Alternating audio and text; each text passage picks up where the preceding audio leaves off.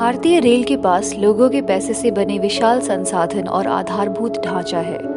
एक अरसे से निजी क्षेत्र की निगाह उन पर लगी हुई है।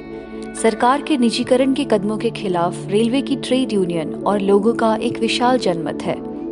इस वीडियो में हम यह समझने की कोशिश करेंगे कि हमें भारतीय रेलवे को क्यों बचाना चाहिए और क्यों यह न केवल इसके कर्मचारियों और यात्रियों बल्कि पूरे देश की जीवन रेखा है।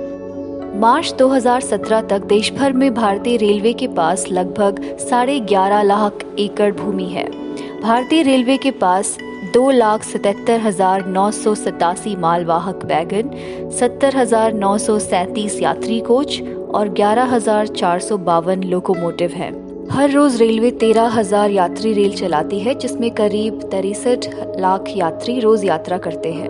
रेलवे में 13,08,000 कर्मचारी काम कर रहे हैं।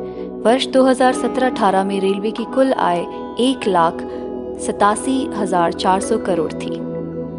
भारतीय रेल 3 देशों नेपाल, पाकिस्तान और बांग्लादेश को भारत से जोड़ती है। हम उत्तरी अमेरिका, यूरोप और अन्य देशों में जानते हैं, रेल नेटवर्क से यात्रा करना हवाई यात्रा की तुलना में महंगा है। भारतीय रेल गरीब और मध्यम वर्गीय आबादी को सब्सिडी देकर सस्ती यात्रा करवाती है। निजीकरण आम आदमी से ये सब लाभ छीन लेगा। भारतीय रेलवे माल की कमाई के लाभ से यात्रियों को सब्सिडी देती है। रेलवे हर यात्रा के लिए 100 रुपए के खर्च पर केवल 53 रुपए का शुल्क लेती है और माल की कमाई से 47 रुपए का अनुदान देती है।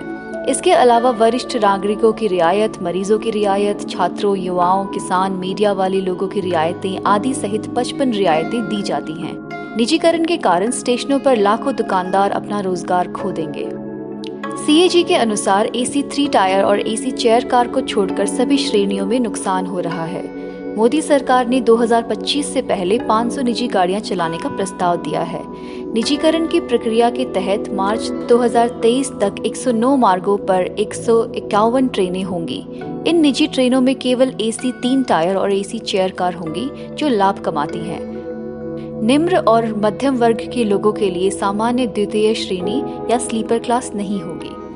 निजी कंपनियों को अपनी दरें तय करने की स्वतंत्रता होगी। यात्रियों के लिए कोई रियायत उपलब्ध नहीं होगी। एक शर्त यह भी है कि